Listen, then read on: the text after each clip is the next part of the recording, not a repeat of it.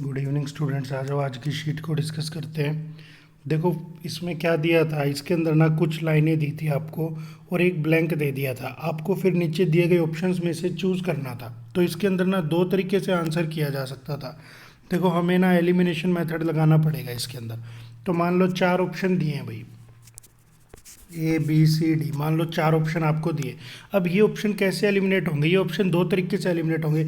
एक तो ऐसा हो सकता है कि भाई ये ऑप्शन ही इस पैसेज के ही रेफरेंस में नहीं है, इररेलेवेंट है ऑप्शन। कैसा है? इररेलेवेंट है। एक तो ये तरीका, और दूसरा भाई ये रेलेवेंट तो है लेकिन ये भी रेलेवेंट है। इसकी रेलेवेंसी को देखते हुए इसे मैंने नॉट प्रेफरेबल कह दिया। इस दो तरीक़ों से ना ये सारे ऑप्शंस एलिमिनेट होंगे।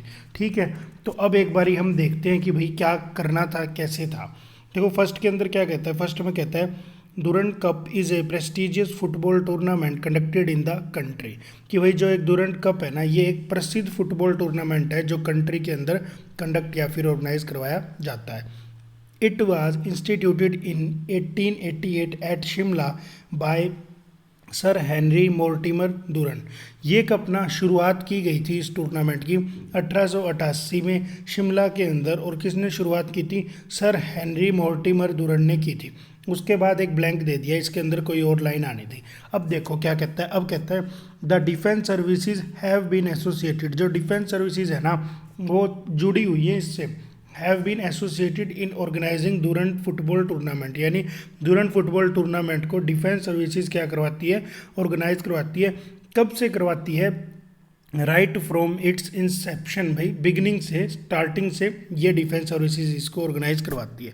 अब आप एक बात समझने की कोशिश करो, पहले पैसेज में इसने क्या कहा? पहली लाइन में ना इसने दुरंत कप के बारे में बताया, सिर्फ और सिर्फ किसके बारे में बताया जी? दुरंत कप के बारे में बताया कि बहुत फेमस टूर्नामेंट है। ये शुरुआत कब की गई थी? इसकी शिमला में की गई थी, और शुरुआत से ही ये प्रेजेंट में डाली, पास्ट में डाली, एक पास्ट की बात बताई, आगे फिर प्रेजेंट की बात बता रहे हैं कि शुरुआत से इसको ऑर्गेनाइज करवाने में डिफेंस सर्विसेज एक अहम रोल निभाती है, ऐसी बात करें। यानी मुझे पता लगा इस पैसेज के अंदर एक टूर्नामेंट के बारे में बता रहा है पर्टिकुलर कि ये कब है, किस चीज़ का, कब शुरू हुआ, एक पर्टिकुलर चीज़ का डिस्कशन कर रहा है। अब एक बार ऑप्शंस पढ़ते हैं। देखो फर्स्ट ऑप्शन में क्या कहता है, it is the oldest tournament in Asia and third oldest in the world after football association cup of England and Scotland football association cup. कहता है भाई ये टूर्नामेंट है, सबसे पुराना टूर्नामेंट है एशिया के अंदर, और पूरी दुनिया में अगर देखा जाए तो थर्ड नंबर पे सबसे पुराना है। किसके बाद? पहले नंबर पे फुटबॉल एसोसिएशन कप है इंग्लैंड का, दूसरे नंबर पे स्कॉटलैंड का फुटबॉल एसोसिएशन कप है। तो ये लाइन आ सकती थी इसके अंदर, क्यों?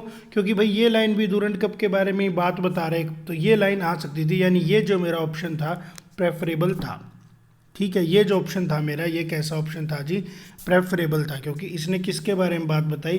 दुरंत कप के बारे में ही बात बताई। अब आप आगे देखो, आगे क्या कहता है, 128th edition of the Durand football tournament is scheduled from 28 August to 11 September 2016।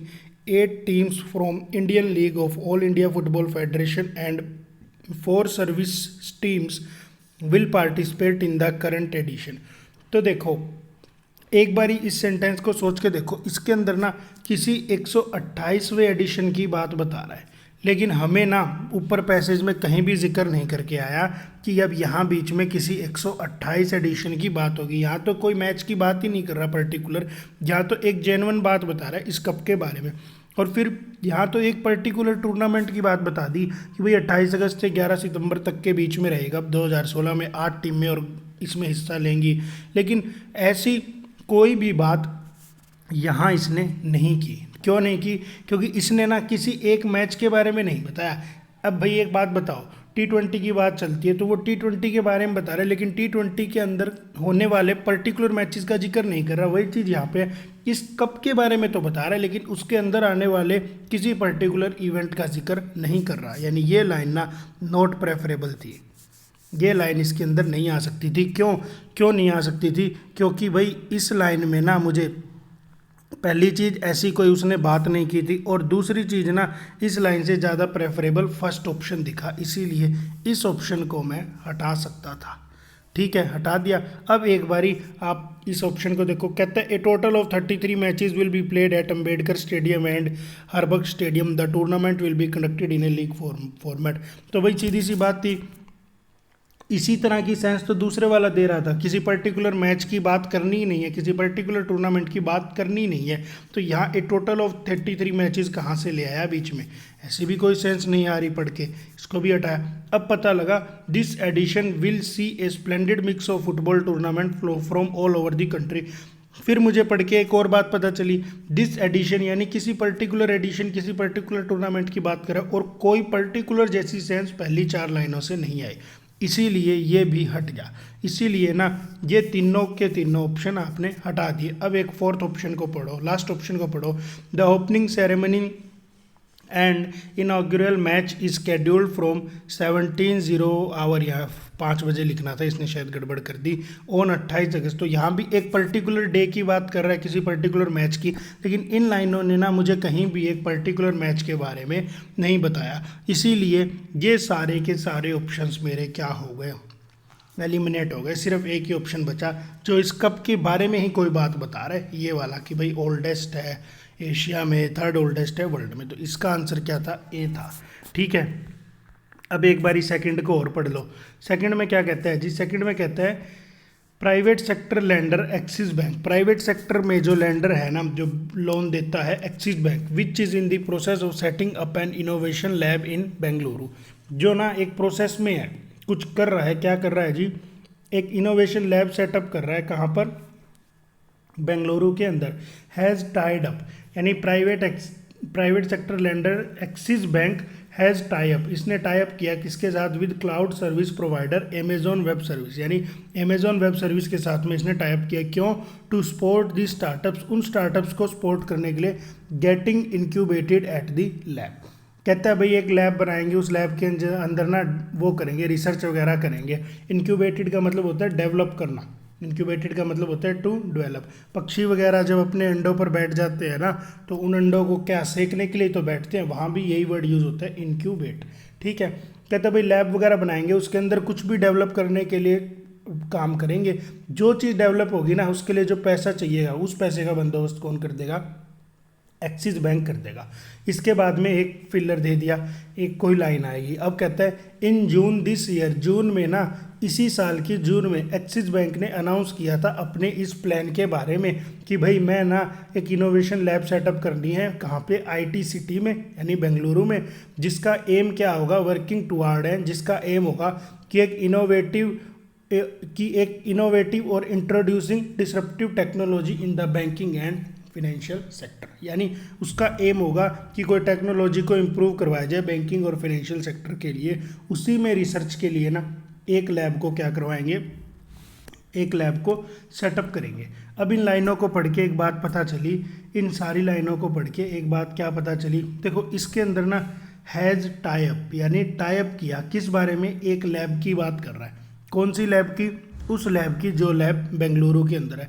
आगे फिर कहता है कि इसका प्लान जून में इसने अनाउंस किया था कि इसको ना बेंगलुरु में एक लैब सेटअप करनी है, जो लैब ऐसे ऐसे बैंकिंग और फाइनेंशियल सेक्टर में रिसर्च करेगी। तो एक बात ना पढ़ के पता लगी, इन 4 लाइनों में ना सबसे ज़्यादा इम्पोर्टेंट चीज़ अगर कोई है ना, तो वो ये वाली लैब है जो आईटी सिटी यानी बेंगलुरु में सेटअप की गई है। ठीक है, यानी अब ना इसके बीच में अगर कोई लाइन आएगी ना भाई, तो बीच में कोई लाइन इसी लैब से रिलेटेड आनी चाहिए, क्योंकि यहाँ पहले भी इसी आईटी सिटी बेंगलुरु की लैब का जिक्र कर रहा है, आगे फिर इसी लैब का जिक्र कर रहा है, तो बीच में भी इसी लैब का जिक्र करेगा। अब देखो एक बारी ऑप्शंस को, फर्स्ट ऑप्शन में क्या कहता है, under the partnership under the partnership AWS would provide the required technology. भाई पार्टनरशिप होगी ना, तो जो AWS होगी हमारी अमेजॉन वेब सर्विस, ये क्या प्रोवाइड करेगी, रिक्वायर्ड टेक्नोलॉजी को तो प्रोवाइड करेगी, as well as access to mentorship. साथ ही साथ ना इसमें इतनी एबिलिटी भी होगी कि ये मेंटरशिप प्रोवाइड करे, सजेशंस वगैरह देगी भाई कैसे काम करना है, किनको, टू द स्टार्टअप्स को, जो वहाँ पर स्टार्टअप्स होंगे। That will be part of, जो पार्ट होंगे किस चीज़ का, एक्सेलरेटर प्रोग्राम का, जो पार्ट होंगे किसका, एक्सेलरेटर प्रोग्राम का, कहाँ पर, थॉट फैक्ट्री पर, इस इनोवेशन लैब का जो नाम है। ठीक है, यानी ना पहले ऑप्शन में मुझे जो बात बता रहा है वो बात ना सारी इसी लैब के बारे में बता रहा है। पहले ऑप्शन में मुझे जो बातें बता रहा है वो सारी बातें इसी बेंगलुरु वाली लैब के बारे में बता रहा है, उसका नाम तक बता दिया। तो पहला ऑप्शन हो सकता है, पहला ऑप्शन हो सकता है। पहले ऑप्शन को मैं एक बारी के लिए एलिमिनेट नहीं कर सकता। अब एक बारी पढ़ो बी सी डी ई को। देखो बी सी डी ई में क्या कहते हैं, other than Amazon the bank has also टाइप्ड with the O C B C bank Singapore. ठीक है, कहते हैं भाई अमेजोन के अलावा बैंक ने ना O C B C bank Singapore के साथ भी टाइप किया है। आगे पढ़ते हैं, they have a similar programme called open vault we will look at how startups can share idea and information. We have also a tie-up with IIT Mumbai, said Amit Sethi, President and Chief Information Officer of Axis Bank. देखो second option में इस type को छोड़ के Amazon के अलावा किसी और टाइप की बात बता रहा है। तो भाई वो बात क्यों बताएगा, पहले इस वाली बात को तो कंप्लीट कर दे। यानी इस ऑप्शन को एक बारी के लिए एलिमिनेट किया जा सकता था। फिर ना थर्ड को पढ़ा तो एक बात और क्लियर होगी, थर्ड में भी इस टाइप को छोड़ के किसी और टाइप यानी आईआईटी मुंबई के साथ में हुए टाइप को बता रहा है, तो वो भी नहीं आ सकता। आगे फिर कह रहा है, देखो इन टाइप के बारे में ना इस पैसेज के कंप्लीट होने के बाद तो जिक्र कर सकता था, लेकिन बीच में नहीं करेगा, क्योंकि बीच में अगर करता भी तो भाई ना तो स्टार्टिंग में किया, और मान लो यहीं से स्टार्टिंग करता तो इसके बाद कुछ और तो बताता, इसके बाद दोबारा उसी लैब का जिक्र कर रहा है, इसीलिए ना बी और सी ऑप्शन नहीं हो सकते थे। आगे फिर वही बात कर रहा है, कहते हैं the bank is looking to have The bank is looking to have more tie-up for their incubation center in future to make it a fintech startup hub। फिर से कह रहे हैं कि भविष्य में और टाइप करेंगे। तो जो पहले टाइप है उसकी बात तो एक बारी कंप्लीट करने दो, यानी ये बी सी डी ऑप्शंस इसमें नहीं आ सकते थे। अब देखो ई के अंदर क्या कहता है, ई के अंदर कहता है Bengaluru is slowly emerging as the fintech startup hub and banks are financial institutions and banks and financial institutions are increasingly starting incubator and accelerator to encourage innovation in the space। ये हो सकता था, लेकिन ना ये तीनों तो थे ही इररेलेवेंट, लेकिन ना अब यहाँ बेंगलुरु के बारे में बात बता रहे, हो सकता था, लेकिन इससे भी ज़्यादा ये ऑप्शन को ना इररेलेवेंट नहीं कह सकता था, एक चॉइस हो सकती थी। लेकिन जब चूज़ करने की बारी आई ए के अंदर और ई के अंदर, तो फिर मुझे ए ज़्यादा सूटेबल लगा। ए ज़्यादा सूटेबल क्यों लगा, क्योंकि ए के अंदर ना देखो पहले बेंगलुरु की बात कर रहा है, इसे बेंगलुरु से ज़्यादा मतलब नहीं है, इसे अपनी लैब से मतलब है। अब लैब बेंगलोर में सेटअप हो रही है वो अलग चीज़ है, तो यहाँ तो बेंगलोर के गुणगान कर रहा है, लेकिन फर्स्ट वाले में लैब के बारे में बता रहे हैं कि लैब के अंदर ऐसा ऐसा होगा, इसीलिए ना ए और ई में अगर प्रेफरेंस देनी पड़ी तो ए को देते हैं आप, आंसर इसका ए बनता। ठीक है, अब आप एक बारी थर्ड को और पढ़ लो। थर्ड में क्या कहता है जी, थर्ड में कहता है Sajjan Jindal controlled JSW group. JSW group है जिसका मालिक कौन है, ये सजन जिंदल है, विद इंटरेस्ट इन स्टील। और ये ग्रुप किस रिगार्डिंग है, इंटरेस्ट है इनका स्टील में, एनर्जी में, इंफ्रास्ट्रक्चर में और सीमेंट में। हैज़ कमिटेड एन इन्वेस्टमेंट, इसने ना एक घोषणा की कि हम इन्वेस्टमेंट करेंगे 50,000 करोड़ की उड़ीसा के अंदर। कब, ओ ने किस चीज़ के लिए, एक 10 million ton mega steel plant project. भाई सजन जिंदल ने कहा कि जो मेरा JSW ग्रुप है वो 50,000 करोड़ रुपए लगाएगा उड़ीसा के अंदर, और हम एक स्टील के प्रोजेक्ट की शुरुआत करेंगे। आगे देखो 2 कॉमा लगाता है, यानी किसी की एज इट इज़ बात उठा रहा है। JSW steel will set up a 10 million ton steel plant in Orissa. 10 million ton का हम स्टील प्लांट सेटअप करेंगे, जिसकी एस्टिमेटेड लगभग इन्वेस्टमेंट होगी 50,000 करोड़ की। पहले फेज में क्या होगा, कंपनी सेटअप करेगी 4 मीटर स्टील मिल, लेटर बाद में उस कैपेसिटी को रैम्प्ड अप का मतलब होता है स्प्रेड, बढ़ा दिया जाएगा 10 मीटर तक। JSW ग्रुप चेयरमैन, इस ग्रुप का जो चेयरमैन है सजन जिंदल, उसने कहा, कब कहा, यहाँ देखो 2 कोमा खत्म कर दिए, यानी आगे बता रहे ये लाइनें हैं किसकी, सजन जिंदल की है जो चेयरमैन है। और उसने कब कहा, अपनी मीटिंग के बाद कहा, उड़ीसा के चीफ मिनिस्टर नवीन पटनायक के साथ में मीटिंग कहाँ हुई थी, global investor meet in Bengaluru. आगे अगली लाइन में फिर कहता है कि जिंदल ने ना मना कर दिया, जिंदल डिक्लाइंड, उसने मना कर दिया to comment on the location, की भाई इस बात पर उसने डिक्लाइन कर दिया, लोकेशन नहीं बताई कि इस प्लांट को लगाएंगे कहाँ पर, लेकिन एक हिंट दिया कि ये ना पारादीप के आसपास के किसी क्षेत्र में लगेगा। ठीक है, मेरे ख्याल से ये जो सजन जिंदल है ये अपने हिसार वाले ही हैं क्या, नवीन जिंदल के भाई नहीं है क्या ये, जहाँ तक मुझे याद आ रहा है। तो देखो हिसार वालों के लिए कितनी गर्व की बात है कि हमारे हिसार से बाहर फैक्ट्रियाँ लग रही है, अरे यहीं लगा दो, कुछ यहाँ के लोगों का भला हो जाए। तो भाई चलो जहाँ का भी है ये, अब ना पहले इस 4-5 लाइनों में क्या पता लगा, 4-5 लाइनों में पता लगा कि यहाँ पर ना सबसे ज़रूरी चीज़ क्या है, इस JSW ग्रुप की वो घोषणा है, वो कमिटमेंट है जो इसने की है। आगे एज इट इज़ उसकी बात बता रहा है, और किसी मीटिंग के बाद उसने अपनी ये बातें कही है।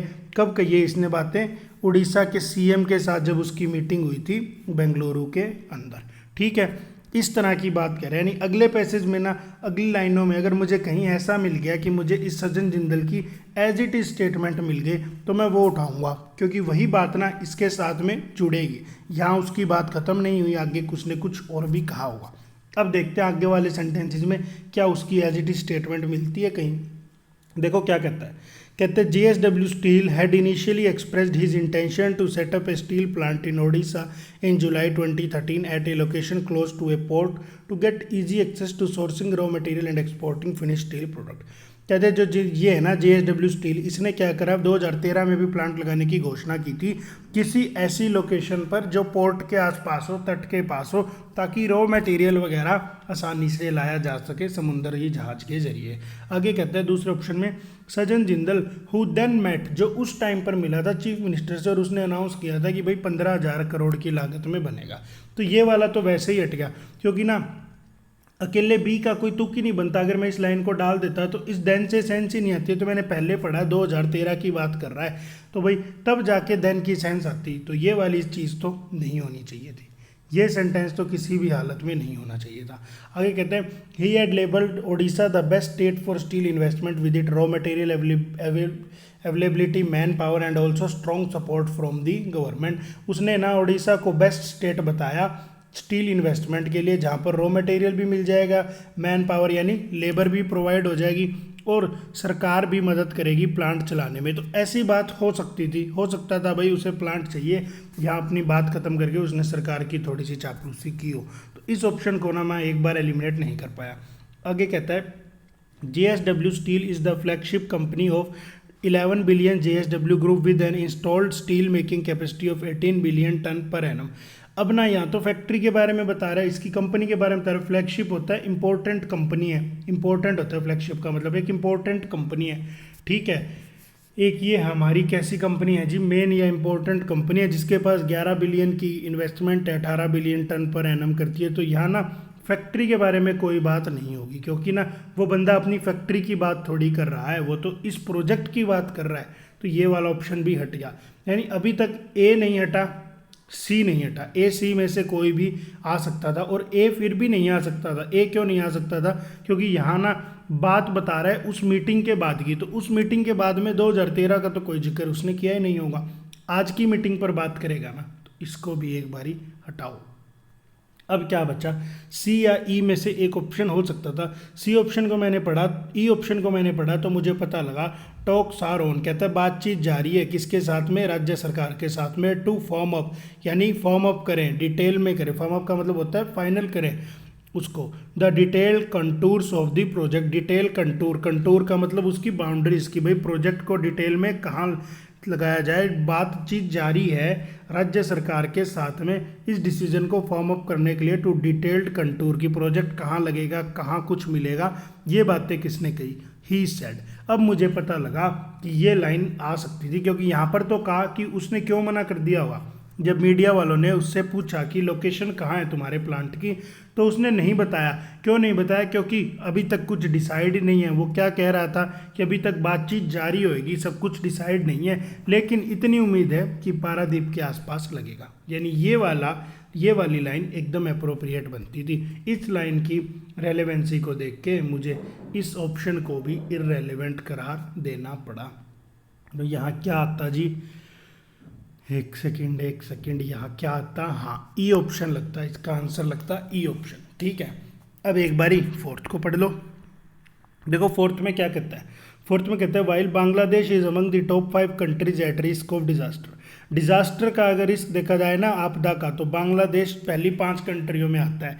इंडिया जो है 77वें नंबर पे आता है। बेटर पोजीशन पर है पाकिस्तान से, जो पाकिस्तान है 72वें नंबर पर आता है। ये जो इंडेक्स है ना, index is part of the, किस चीज़ का पार्ट है, वर्ल्ड रिस्क रिपोर्ट 2016 का, जो रिलीज़ की गई कब, थर्सडे को। किसने रिलीज़ की, यूनाइटेड नेशन यूनिवर्सिटी इंस्टीट्यूट ने की। क्यों, for environment and human security के लिए की। ठीक है, इन्होंने ना एक इंडेक्स बनाया कि कौन सी कंट्री में रहना ज़्यादा खतरनाक है, वहाँ पर आपदा आ सकती है। तो उसमें भारत का 77वां नंबर आया, पाकिस्तान का 72वां नंबर आया और बांग्लादेश का 5वां नंबर आया। ठीक है, ऐसी बात कर रहे हैं। किसने बनाया, आगे कह रहे हैं यूनाइटेड नेशन यूनिवर्सिटी ने बनाया, for environment and human security.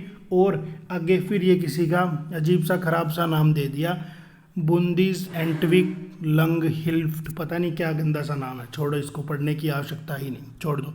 In the cooperation with the university of Stuttgart in Germany, ऐसी कोई बात कर रहा है, आगे फिलर दे रहा है। यानी मुझे ना इन 4-5 लाइनों को पढ़ के क्या पता चला कि किसी इंडेक्स की बात कर रहा है। किसकी बात कर रहा है जी, किसी इंडेक्स की बात कर रहा है इस पैसेज के अंदर। यानी अगली लाइनों में देखो कोई सेंस मिलती भी है इंडेक्स जैसी या नहीं।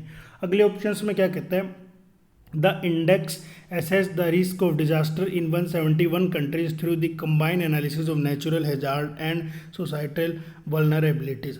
ये वाले सेंस देता, कहता है जो इंडेक्स है ना, इसने जज किया, एसेस मतलब जज किया कि डिजास्टर का कितना रिस्क है।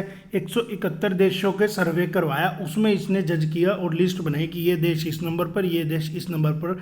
और इसके अंदर ना कंबाइन एनालिसिस की, जिसमें नेचुरल हैजार्ड्स भी होंगे, नेचुरल हैजार्ड्स तो होंगे ही होंगे, प्राकृतिक आपदा, साथ ही साथ सोसाइटल वल्नरेबिलिटी। सोसाइटल वल्नरेबिलिटी क्या होती है भाई, सामाजिक कमजोरियां। एक डिजास्टर आ गया, मान लो एक डिजास्टर आ गया, एक बारी बाढ़ आ गई, उसके बाद दूसरा डिजास्टर आ गया, क्यों, क्योंकि लोगों के पास में रिसोर्सेज ही नहीं है ना। पहले बाढ़ आ गई, खाना खत्म हो गया, फसल खराब हो गई, अब भूखमरी फैल गई, इस तरह की चीज़ हो गई। तो इसको क्या कह दिया, सोसाइटल वल्नरेबिलिटी बोल दिया। तो ये लाइन तो कहीं ना कहीं पैसेज से रिलेटेड ही है, इंडेक्स के बारे में ही कोई बात बता रहा है। आगे कहता है when it comes to aid measure, तो भाई एड मेजर की बात कर सकता था, लेकिन इससे ज़्यादा रेलेवेंट तो चीज़ है कि पहले इंडेक्स का बताए। बी में क्या कहता है कि जब एड मेजर की बात आती है ना, जब सहायता की बात आती है, तो क्या होता है, following extreme natural event the challenges. अगर हम ना सबसे खराब नेचुरल इवेंट्स को देखें, डिजास्टर्स को देखें, तो जो चैलेंजेस है ना वो मोस्टली लाए कहाँ पर लाए करते हैं, last mile of the logistic chain. यानी लॉजिस्टिक चेन का मतलब होता है सप्लाई करने में, organizing transportation despite destroyed streets और ब्रिजेज।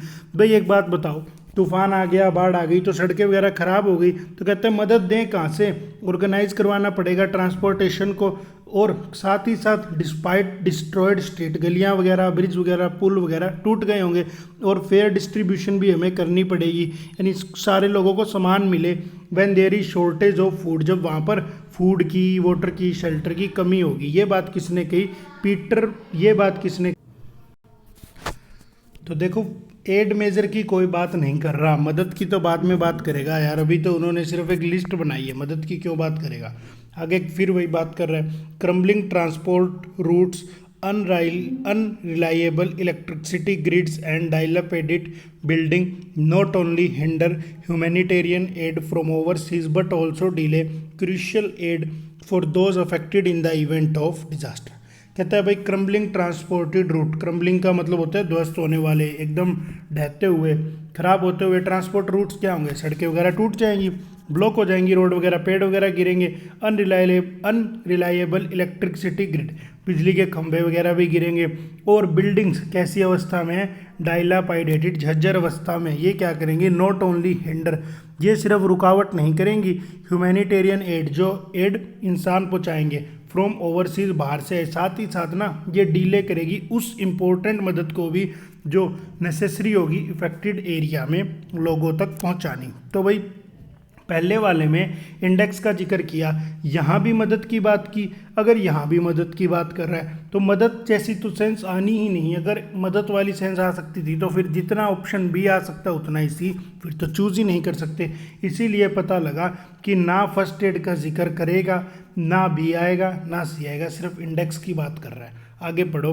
फिर कहते हैं international community must invest more, भाई इंटरनेशनल कम्युनिटी को और ज़्यादा इन्वेस्ट करना चाहिए इस्टेब्लिशमेंट और डेवलपमेंट ऑफ इंफ्रास्ट्रक्चर। तो भाई इंटरनेशनल कम्युनिटी की किसी इन्वेस्टमेंट की बात ही नहीं की। मोर इन्वेस्ट का क्या मतलब हो गया, पहले कोई इन्वेस्टमेंट की बात कर ही नहीं रहा तो फिर मोर इन्वेस्टमेंट जैसा शब्द क्यों, इसको भी हटाओ। अब देखो क्या बना, अब बना sufficient high quality infrastructure which is well managed institutionally can only prevent the often catastrophic consequences of natural hazards such as flooding or storm but it can also play a crucial role in the distribution of humanitarian aid supply। फिर से ना देखो, पहले वाले में सिर्फ index की बात कर रहे हैं, इसने ये थोड़ी कहा है कि आई गया तुम मदद करने पहुंच जाओ, तो यहाँ भी एड की बात कर गया, यहाँ फिर से एड की बात कर रहा है, यहाँ फिर से कहाँ गया, यहाँ इन किसी इन्वेस्टमेंट की बात कर रहा है, यहाँ फिर से एड की बात कर रहा है। तो ना तो कोई इन्वेस्टमेंट का जिक्र किया गया, ना ही किसी एड का जिक्र किया गया ऊपर वाले पैसेज में, इसलिए ना ये चारों के चारों ऑप्शन इररेलेवेंट हो गए। आंसर क्या बना, आंसर बना सिर्फ और सिर्फ ए ऑप्शन, आंसर आता सिर्फ और सिर्फ ए ऑप्शन। ठीक है, आगे देखो इसमें क्या कहता है, इसमें कहता है deputy prime minister of Singapore, Singapore के ना उप प्रधानमंत्री आए, इसका आगे नाम दे दिया, इसका बड़ा अजीब सा नाम है थर्मन सेनमुरगरत्नम, मैं तो इसको थर्मन पढ़ता हूँ भाई। डेप्यूटी प्राइम मिनिस्टर थे सिंगापुर के थर्मन साहब, ये फ्राइडे को आए, called upon prime minister Narendra Modi during his visit to India.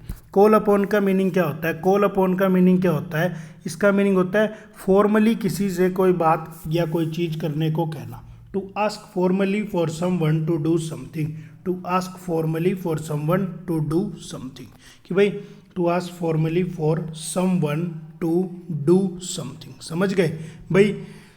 एक प्रधानमंत्री जब दूसरे प्रधानमंत्री से आग्रह करता है ना, तब ऐसा वर्ड लगाया जा सकता है, क्योंकि वो फॉर्मली कहेंगे, उसने कहा होगा कि भाई कुछ आप ऐसा करो, कोई उसको बात बताई होगी, आगे पता लगेगा, तो ऐसी कोई बात आ रही है। और उसने कब कहा, जब वो इंडिया की विजिट पे था। आगे कहते हैं जो ये हमारा थर्मन भाई साहब थे ना, has been invited to New Delhi, इनको न्यू दिल्ली में इन्वाइट किया गया था, क्यों कि भाई एड्रेस करो टॉप पॉलिसी मेकर को, जो ये पॉलिसी बनाने वाले थे, इन सब की मीटिंग करवाई और कहा, इनको कहा कि आप एड्रेस करो किस मुद्दे पर, fulfilling India's potential in the global economy, कि भाई ग्लोबल इकोनॉमी में इंडिया क्या योगदान निभा सकता है। कब, during the inauguration of NITI Aayog maiden annual lecture, जब नीति आयोग का ना मेडन लेक्चर की शुरुआत थी। मेडन लेक्चर मतलब पहला लेक्चर था किस चीज़ के ऊपर, ट्रांसफॉर्मिंग इंडिया, की भाई भारत को बदले कैसे, ऐसी कोई बात कर रहा है। तो मुझे एक बात पता चली, यहाँ तक पढ़ के तो मुझे पता चला कि इस सिंगापुर वाले राष्ट्रपति, इस प्रधानमंत्री को इनवाइट किया गया, बुलाया गया, इससे कहा गया संबोधित कर, और यहाँ पर कब कहा गया, नीति आयोग की पहली मीटिंग थी ट्रांसफॉर्मिंग इंडिया, आगे कोई बात और बता रहा है। लेकिन एक वर्ड मुझे अभी भी समझ नहीं आया, मुझे क्या समझ नहीं आया, मुझे समझ नहीं आया कॉल अपॉन, कि भाई इसने तो आके अपना काम कर दिया, अब ये जो थर्मन भाई साहब है, इसने मोदी जी से क्या फॉर्मली रिक्वेस्ट की होगी, इस सेंस को क्लियर नहीं किया अभी तक की लाइन में, तो शायद वो सेंस यहाँ पर पता चले कि क्या क्लियर किया होगा। अब एक बारी पढ़ लो आगे क्या कहता है। The annual lecture series on transforming India was proposed by Prime Minister Narendra Modi to bring in international personalities to share their experience and ideas on India। ये तो कोई बात ही नहीं बनी, कहते हैं इस सीरीज़ को लॉन्च किया गया था किसके द्वारा, प्रधानमंत्री मोदी के द्वारा, जिन्होंने क्या कहा था कि भाई इंटरनेशनल पर्सनैलिटीज़ को बुलाओ, विदेश से इन बड़े बड़े लोगों को बुलाओ, जो अपने एक्सपीरियंसेस बताएंगे कि इंडिया कैसे महत्वपूर्ण रोल निभा सकता है। इस लाइन को पढ़ के भी अभी तक कोई सेंस ही नहीं मिल पा रही कि उसने उससे, प्रधानमंत्री से रिक्वेस्ट क्या की होगी, क्या कहा होगा कि तुम कुछ ऐसा कर दो। अगली लाइन में कहता है अर्लियर, अर्लियर मतलब इससे पहले, इन नवंबर 2015 में प्रधानमंत्री मोदी गए थे सिंगापुर को और 9 बाईलैटरल डॉक्यूमेंट्स को साइन करके आए थे। कहाँ कहाँ के 9 बाईलैटरल डॉक्यूमेंट थे, डिफेंस के क्षेत्र में, मैरीटाइम सिक्योरिटी यानी समुद्र की सिक्योरिटी में, साइबर सिक्योरिटी में, नारकोटिक्स टैरिफिकिंग में, अर्बन प्लानिंग में, शहर औद्योगिकरण, नारकोटिक टैरिफिकिंग, ड्रग्स वगैरह स्मगलिंग, इनको रोकने के लिए, सिविल एविएशन के लिए, और culture to further strengthen the ties between two nation. यहाँ कुछ सेंस मिले भाई, उस प्रधानमंत्री ने क्या रिक्वेस्ट की होगी, उस प्रधानमंत्री ने उस बेचारे को यहाँ बुला दिया, इस थर्मन भाई साहब को यहाँ बुला दिया, तो इसने क्या कहा होगा कि आओ तुम भी हमारे देश में आओ, पधारो हमारे देश, कहा होगा ना इसने ऐसा अपने मोदी जी से, तो इसने यही रिक्वेस्ट की होगी कि फॉर्मली इसने मोदी जी से यही बात कही है कि आप भी हमारे देश में आना। उसी चीज़ को यहाँ क्लियर कर रहा है कि इससे पहले 2015 में मोदी जी गए थे और ये चीज़ें करके आए थे। यानी बी वाला पैसेज जो है ना थोड़ी थोड़ी सेंस बना रहा है। आगे फिर पढ़ लो। आगे फिर कहते हैं prime minister Modi will on Friday inaugurate the event which will be attended by nearly 1400 delegates including union minister, chief minister and senior officer. लेकिन इसमें भी पता नहीं चल रहा कि वो बात क्या करके गया होगा, क्या कह के गया होगा ये हमारा थर्मन भाई, तो इसको भी हटा दो। आगे फिर कहता है prime minister Modi had visited Singapore earlier in 2015। हाँ, अब ये वाली भी सेंस देता है कि प्राइम मिनिस्टर मोदी ने 2015 में एक विजिट लगाई थी। क्यों लगाई थी? फ्यूनरल अटेंड करनी थी। किसकी? ली कॉन यू ऑन 29 मार्च। तो यहाँ से थोड़ी सी सेंस ये पैसेज में आ तो सकता था, लेकिन ना रेलेवेंट तो था। लेकिन एक बात पता चली कि डी और बी में अगर देखा जाए तो बी ज़्यादा रेलेवेंट है, क्योंकि बी में तो इसने बता दिया ना कि क्यों गया था, या तो बताता ही ना, बस इतना बताता कि 2015 में गए थे मोदी जी, या भाई जिक्र कर दिया कि क्यों गए थे, तो उस चीज़ को क्लैरिफाई तो करो। अब आगे बता रहे हैं किसी की फ्यूनरल अटेंड करने गया था, ली कॉन यू। अब ये पता ही नहीं कौन है, तो ये कंप्लीट सेंस जनरेट नहीं कर रहा, इसीलिए इस वाले को भी मैं हटा सकता था। और ये हट गया तो ई तो अपने आप ही हट गया। ई में कहता है अगर मैं सीधा सीधा ई लगा देता तो यहाँ तो मुझे ये नहीं पता था बंदा कौन है, यहाँ मुझे ये नहीं पता कि भाई फ्यूनरल थी किसकी, तो इसको भी हटा दिया। यानी सबसे बेस्ट चॉइस क्या बची? बी ऑप्शन बचा। सबसे बेस्ट ऑप्शन बी बचा और बी ही इसका आंसर था। ठीक है, बात क्लियर हो गई। आगे देखो, आगे क्या कहते हैं, इन दो सेंटेंसेस को ना जोड़ना है। क्या करना है जी? इन दो सेंटेंसेस को जोड़ना है। When use to start a sentence combine both the sentences in one. हाँ, ए और बी दो ऑप्शन दे दिए, इन सेंटेंसेस को हमें जोड़ना है दिए गए ऑप्शंस की सहायता से।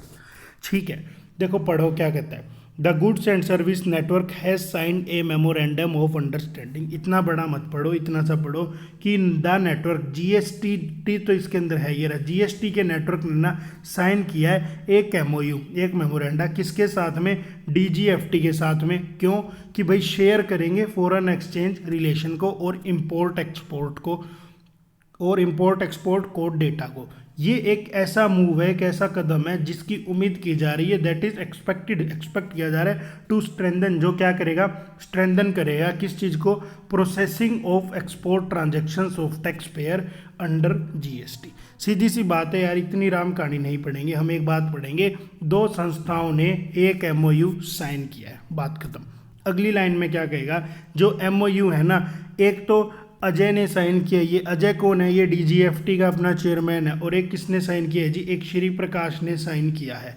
श्री प्रकाश ने साइन किया है, ये सीईओ है इस जीएसटी का। अब इन दोनों सेंटेंसेस को जोड़ना है। तो देखो, दोनों सेंटेंसेस को अगर मैं जोड़ूंगा ना तो दोनों घटनाएं लगभग एक साथ ही हुई है भाई, एग्रीमेंट्स हुआ है और यहाँ से इस ऑर्गेनाइजेशन के हेड ने साइन कर दिया, यहाँ से इस ऑर्गेनाइजेशन की, इस संस्था के हेड ने साइन कर दिया। तो ना फॉलोइंग विच तो थोड़ा सा गैप दिखाता है कि एक पहले हो गई दूसरी बाद में हो गई, तो ऐसी तो कोई सेंस आ ही नहीं रही, दोनों चीज़ें लगभग एक साथ में हो रही है, हटा दो। दूसरे वाले में कहता है एज तो कोई कारण बताता है, एडवर्ब ऑफ रीजन, ऐसा रीजन तो ये दे ही नहीं रहा, तो इसको भी हटाओ।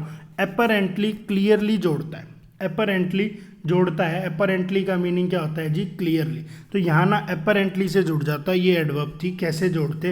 एपरेंटली लिखते, कोमा लगाते, इस ए सेंटेंस को एज इट इज लिख देते, उसके बाद में क्या करते? एक कोमा और लगाते, बी सेंटेंस को लिख देते, जुड़ जाता है। यानी यहाँ सी ऑप्शन जोड़ता और इसका आंसर हो जाता ओनली ऑप्शन सी।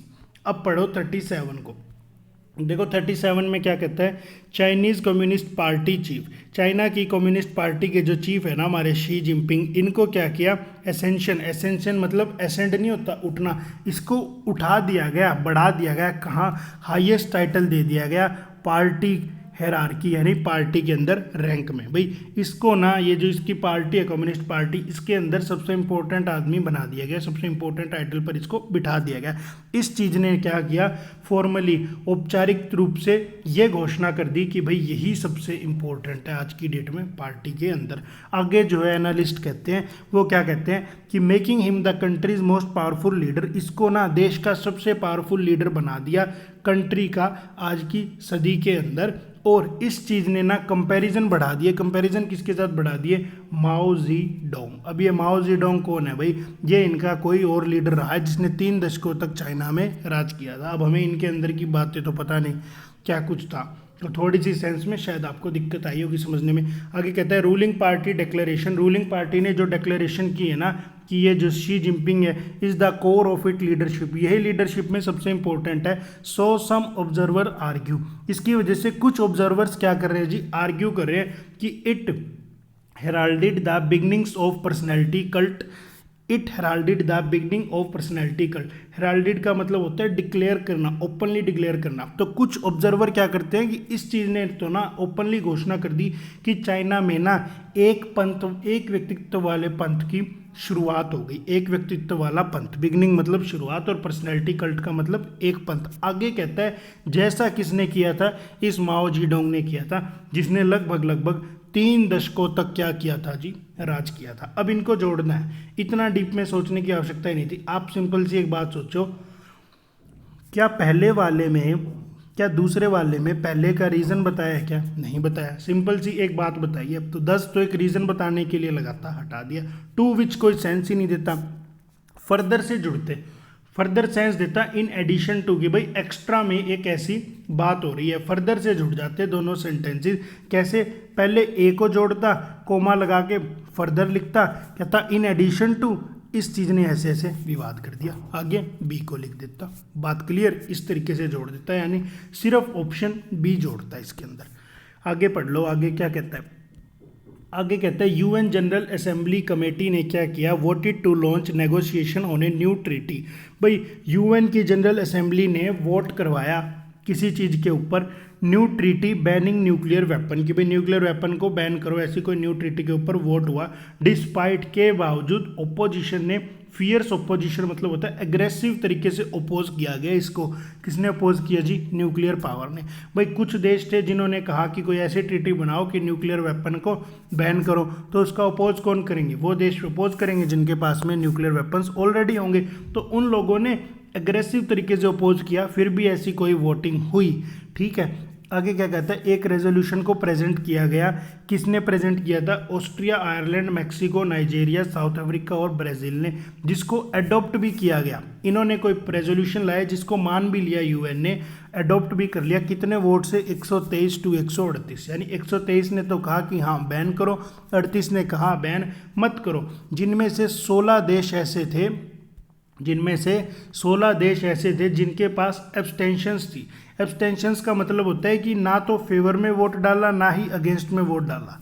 हम कई बार क्लास में पूछते हैं इसका आंसर कौन कौन बच्चा कहता है ए होगा, हाथ खड़ा कर लो। कौन कौन कहता है बी होगा, हाथ खड़ा कर लो। कुछ बच्चे ऐसे होते हैं जो ना ए में बोलते ना बी में बोलते। तो ये हमारी क्लास की वही एब्सटेंशंस थी जिन्होंने वोटिंग ही नहीं की, ना तो फेवर में की ना अगेंस्ट में की। कुछ ऐसी बातें कह रहा है हमारा ऑथर। ठीक है, एक सेकंड। अब आ जाओ, अब देखो किससे जुड़ेगा। एज फिर से कोई रीज़न बताता, कोई रीज़न जैसी बात ही नहीं कर रहा है, तो सिंपल सी बात बता रहा है कि भाई ऐसा ऐसा एक रिजोल्यूशन लाए थे, इन्होंने प्रेजेंट किया था और इन्होंने इस रिजोल्यूशन पर वोट भी करवा दिया। और बट अर्लियर जैसी बात कोई कॉन्ट्राडिक्शन, यानी पहले, बट अर्लियर तो होता है पहले ऐसा था, पहले जैसी कोई बात कर ही नहीं रहा। एक ही ऑप्शन बचा, क्या? As of now. As of now का मीनिंग क्या होता है? एज ऑफ नाउ का मीनिंग होता है रिसेंटली, कि भाई हाल फिलहाल में। तो ये अपनी बात को यहीं से तो स्टार्ट करेगा, ये अपनी बात को यहीं से तो स्टार्ट करेगा। ये यही तो कहेगा कि भाई रिसेंटली में ऐसा हुआ, यानी ये कैसे जोड़ेगा? ये लगाएगा एज ऑफ नाउ कोमा ए, उसके बाद कोमा फिर बी, कि भाई हाल फिलहाल में क्या हुआ है? यूएन जनरल कमेटी ने वोट करवाए इस चीज़ के ऊपर और एक रिजोल्यूशन प्रेजेंट करवाया गया था। यानी सी से जोड़ता है, इसका आंसर बनता सी ऑप्शन। इसका आंसर क्या बनता जी? सी ऑप्शन इसका आंसर बन जाता। आगे क्या कहता है? आगे कहते हैं शरद कुमार। शरद कुमार कोई बंदा है, 1979 batch Haryana cadre IPS officer, Haryana का आईपीएस ऑफिसर है 1979 का। इसको अपॉइंट कर दिया गया है चीफ किस चीज़ का? एनआईए का 30 जुलाई 2015 तक। इसको ना 30 जुलाई 2015 तक ना एनआईए का चीफ अपॉइंट किया गया था। अब गवर्नमेंट ने क्या कर दिया? टू रिटेन, गवर्नमेंट ने डिसाइड किया कि रिटेन करो, डिसाइड का मतलब तय किया, रिटेन का मतलब कि कंटिन्यू रखो, इसी को चीफ बनाए रखो अगले साल के लिए भी, with the appointments committee of the cabinet. और अपॉइंटमेंट कमेटी जो थी कैबिनेट की, उन्होंने ना क्लियर कर दी इसकी अपॉइंटमेंट को 31 अक्टूबर तक अगले साल की। अब वही बात है, इसको जोड़ना कैसे, तो नॉट ओनली जैसी कोई सेंस आ ही नहीं रही, ऑल्सो की सेंस भी नहीं आती, ऑल्सो की सेंस भी नहीं दे पा रहा था। ऑल्सो की सेंस तो देता कि इसके बारे में 1969 के बारे में ही कोई पास्ट की कोई और बात बताता, लेकिन आगे तो प्रेजेंट की बात बता रहे हैं। तो इसको जोड़ने के लिए भी एक इकलौता ऑप्शन बचता, क्या, अपेरेंटली। इसको जोड़ने के लिए भी इकलौता ऑप्शन क्या बचता जी, अपेरेंटली। अपेरेंटली लगाते, ए सेंटेंस लगाते, दूसरे को कोमा से जोड़ देते, भाई ऐसे ऐसे इसको पॉइंट किया गया है, ये इसका आंसर बनता, ये ऑप्शन इसका आंसर बनता।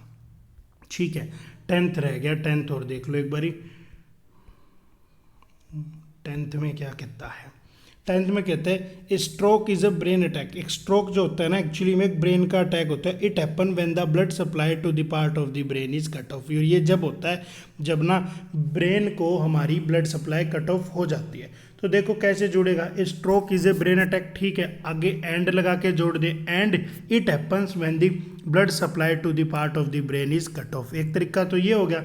दूसरा तरीका बन गया कि स्ट्रोक जो है एक ब्रेन अटैक है, stroke is a brain attack which happens, फिर इट को हटा देना, विच हैपन्स जो कब हैपन होता है, जब ब्लड सप्लाई रुक जाती है। यानी इसको तो ए और बी दोनों जोड़ सकते थे, कॉन्सिक्वेंटली नहीं जोड़ पाता, सेंस ही क्रिएट नहीं कर पाता।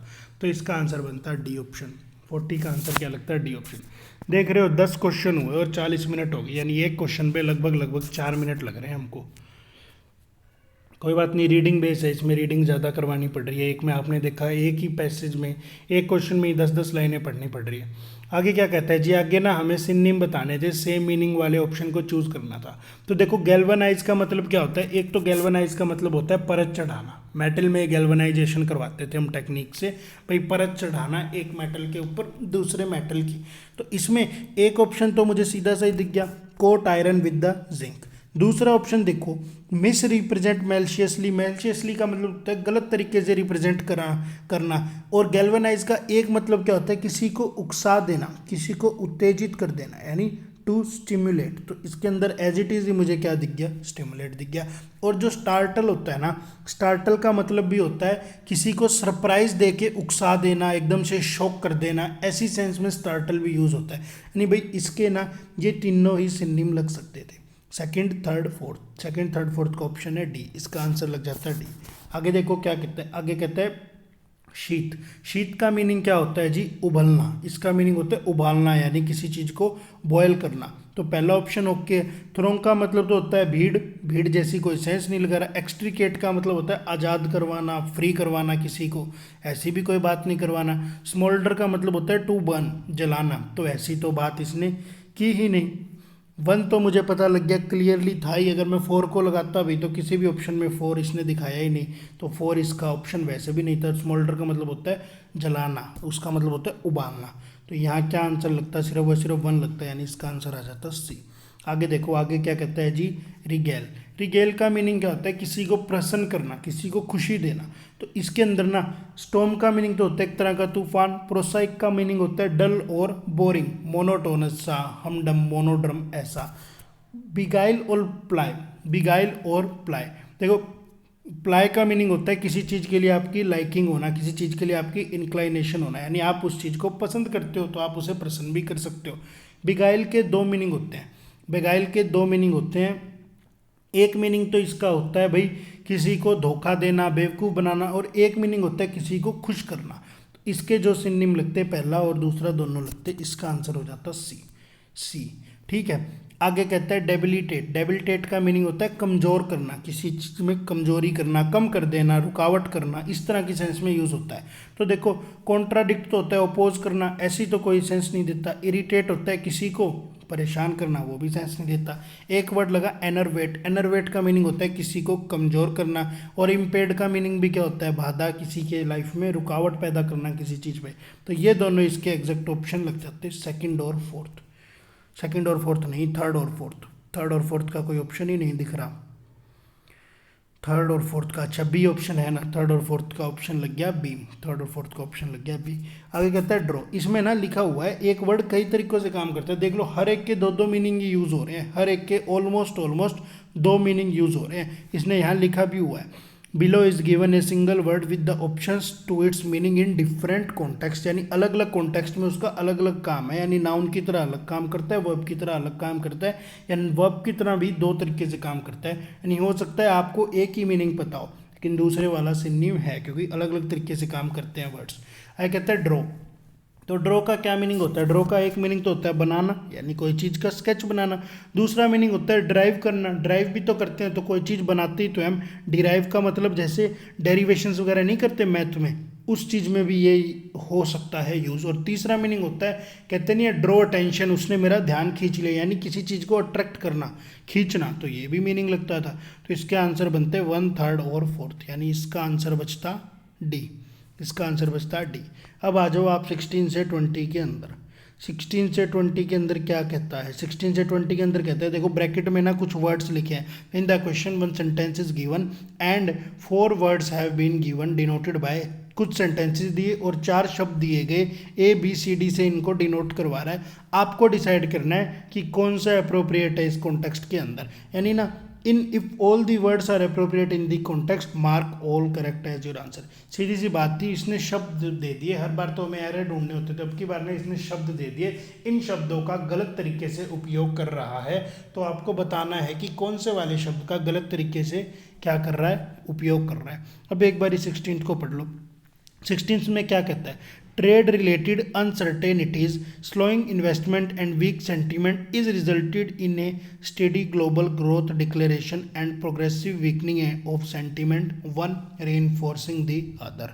तो भाई ट्रेड रिलेटेड अनसर्टेनिटी ही तो सब्जेक्ट बना, अनसर्टेनिटीज के लिए इज क्यों लगाया? इसे लगाना था आर, और रिजल्टेड तो होता भाई पैसिव फॉर्मेशन बनाता, ये खुद ही तो कर रही है, ये अनसर्टेनिटी खुद ही तो रिजल्ट करवा रही है इस ग्लोबल ग्रोथ को डिले करवाने में। तो यहाँ पर ना पैसिव फॉर्म नहीं एक्टिव फॉर्म चाहिए थी, इसे क्या लगाना था? Are resulting in a steady global growth, in a steady global growth, यानी यहाँ पर किसके अंदर गड़बड़ थी? बी पार्ट में गड़बड़ थी, बी इसका ऑप्शन लग जाता, बी इसका ऑप्शन लग जाता।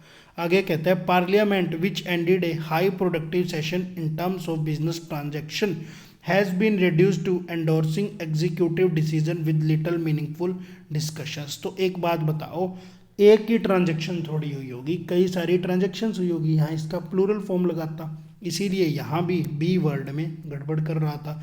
आगे कहता है 18th 19 20 और देख लो, 3 रह गए। आगे क्या कहते हैं जी? आगे कहते हैं having rolled the dice on Kashmir, Delhi now needs effective strategies to contain potential violent reactions at home and managed international diplomatic fallout. कि भाई having roll the dice on Kashmir, Kashmir के मुद्दे पर अपना तीर चलाने के बाद, दिल्ली रोल द डाइस का मतलब होता है अपना स्टेप लेने के बाद, अपना डिसीजन लेने के बाद, किसी चीज़ को करने के बाद, अब दिल्ली को ना इफेक्टिव स्ट्रेटेजी बनानी पड़ेगी कि भाई वॉयलेंट रिएक्शंस जो होंगे ना एट होम, यानी कश्मीर के और भारत के अंदर, उनको भी रोके, और इंटरनेशनल डिप्लोमेट में जो दबाव आएगा उसको भी रोके। तो एरर इसके अंदर सीधा सा मिला, टू कंटेन, और ये टू ना इस मैनेज के साथ भी है, तो यहाँ मैनेज नहीं, यहाँ एक्चुअली में टू बाहर ले लिया, कॉमन ले लिया, तो यहाँ मैनेज्ड की बजाय क्या आना था? To manage. क्या आना था जी? टू मैनेज, यानी यहाँ डी वर्ड के अंदर गड़बड़ कर रहा था, इसका आंसर क्या लगता? डी लगता। आगे क्या कहता है? आगे कहता है simplifying tariff structure, tariff structure को सिंप्लीफाई करना, and lowering tariff will help integrate India in global producing chain and provide the much needed impetus to export and employment। तो global producing chains नहीं, global producing chain नहीं, global production chain, global production chain, यहाँ क्या आना था? Production word आना था। इसके लिए जब नाउन दिया हुआ है ऑलरेडी, तो हम इसका नाउन लगा लेंगे, क्या आवश्यकता है? इसका नाउन लगा के कंपाउंड नाउन बना देंगे, ठीक है। आगे 20 में क्या कहता है? The difference element of the election process are calculated to fall into place only when the EVM are distributed immediately before polling. तो डिफरेंस एलिमेंट नहीं, डिफरेंस एलिमेंट नहीं, एलिमेंट देखो, द आर्टिकल एलिमेंट कोई नाउन, तो यहाँ कोई ना कोई एडजेक्टिव चाहिए था, और इसके लिए ना एडजेक्टिव क्या आना था, डिफरेंस तो एक अपने आप में नाउन था, नाउन नहीं एडजेक्टिव चाहिए था, तो यहाँ पर ना डिफरेंट आना था। क्या आना था, डिफरेंट आना था, यानी गलत वर्ड को यूज़ कर रहा था, क्या लगाता, डिफरेंट लगाता, द डिफरेंट एलिमेंट्स, क्या सेंस देता डिफरेंट एलिमेंट्स की, तो यहाँ एरर बनता ए के अंदर। ये थी आज की शीट। आज की शीट कुछ ज़्यादा ही अच्छी थी, मुझे बड़ी अच्छी लगी। देखो कितना टाइम निकल गया, और बहुत लंबी शीट थी आज, बहुत ज़्यादा रीडिंग बेस्ड शीट बन गई। ठीक है, तो उम्मीद करता हूँ आपको पसंद आई होगी, अगर पसंद आई है तो लाइक कर दो, नहीं आई तो डिसलाइक करो। Thank you students. Comment section में बताओ भी भाई क्या कमी रहेगी। Thank you students.